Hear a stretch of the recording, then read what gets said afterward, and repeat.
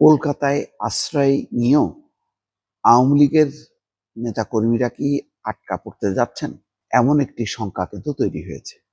দেশ রূপান্তর একটা রিপোর্ট করেছে ভারতীয় গণমাধ্যমের সূত্র ধরে। সেখানে বলা হচ্ছে কলকাতা থেকে আওয়ামী লীগের নেতা কর্মীরা কোথাও যেতে পারছেন না, তাদেরকে আটকে দিচ্ছে পুলিশ, কলকাতার পুলিশ। এবং বেশিরভাগ নেতাকর্মীর উপর পুলিশের কড়া নজর আছে।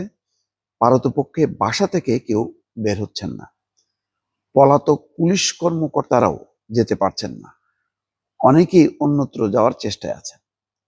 এতে ধারণা করা যায় যে শেখ হাসিনা বাদে বাকি আওয়ামী লীগের নেতা কর্মীদের ব্যাপারে ছাড় নেই, যেহেতু একে একে তারা মামলার আওতায় চলে আসছে, তারা বিচারের সম্মুখীন হচ্ছে। এখন এই অবস্থায় যদি পলাতক কাউকে ভারত না দেয়, তাহলে সম্পর্ক তিক্ত হবে। সেই কারণে শেখ হাসিনাকে হয়তো বিশেষ কনসিডারেশনে রেখেছে।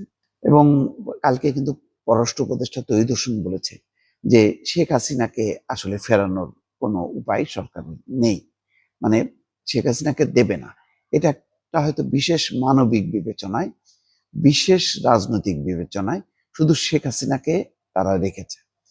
এটা পলিটিক্যাল অ্যাজালেম হইতে পারে, কিন্তু বাকিদের ব্যাপারে, বাকি আসাদুজ্জামান খান কামাল, ইতিমধ্যে কথা উঠেছে কিন্তু যে কামালকে যে কোনো সময় বাংলাদেশে ফেরত দেওয়া হবে। আরো পুলিশের অনেক কর্মকর্তা সেখানে পালিয়ে আছে। আওয়ামী লীগের আরো অনেক নেতা আছে, লেক টাউন থেকে শুরু করে বিভিন্ন জায়গায় তারা বাসা নিয়ে মাসের পর মাস কাটাচ্ছে। এখন তাদের উপর নজরদারি বেড়েছে। অন্তত বাংলাদেশকে তারা ঠান্ডা করতে চায় এই নেতাকর্মীদেরকে ফেরত দিয়ে, এমন একটা সম্ভাবনা আছে। নতুবা খুব সুনির্দিষ্টভাবে বলা হচ্ছে যে ফেনী জেলার একজন আওয়ামী লীগ নেতা, তার নামটা শুধু এখানে মানে বলা হয়নি, বলা হচ্ছে যে 5ই আগস্টের পট পরিবর্তনের পর কলকাতায় তিনি চলে যান। 5 মাসের মাথায় স্ত্রী এবং সন্তানদের নিয়ে সেখানে যান। কলকাতার নিউ টাউনে বসবাস করছেন তিনি। মাসখানেক আগে তিনি সপরিবারে লন্ডনে যাওয়ার চেষ্টা করেন। নেতাজি সুভাষ বসু আন্তর্জাতিক বিমানবন্দর কর্তৃপক্ষের অনুমতি না থাকায় তিনি আর যেতে পারেননি। একই ঘটনা ঘটেছে পুলিশের একজন অতিরিক্ত ডিআইজির বেলায়। বাধ্য হয়ে তিনিও ফিরেছেন। এই দুটি ঘটনায় আত্মগোপনে থাকা আওয়ামী লীগের নেতাকর্মীদের মধ্যে আতঙ্ক ছড়িয়ে পড়েছে। বিষয়টি বাংলাদেশের একটি গোয়েন্দা সংস্থার প্রতিবেদনে উল্লেখ করা হয়েছে বলে একটি সূত্র জানিয়েছে। এই প্রতিবেদক কয়েকজন পলাতক নেতা এবং পুলিশ কর্মকর্তার সঙ্গে কথা বলেও এর সত্যতা পেয়েছেন। তাহলে কি দাঁড়াচ্ছে?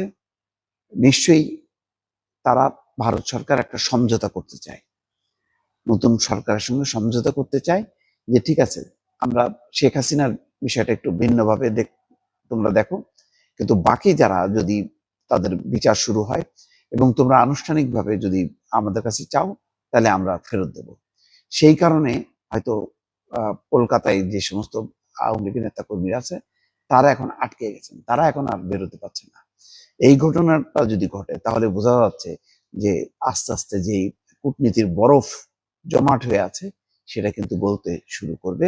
এবং আওয়ামী লীগের নেতা কর্মীদের পুরো কলকাতা কেন, ভারতের যে যে প্রান্তে থাকুক না কেন, এটা রীতিমতো তাদের জন্য আর মানে খুবই আতঙ্কের বিষয়, এবং অন্যত্র আর যাওয়ার সুযোগটা একেবারেই অবরুদ্ধ হয়ে যাবে। দর্শক।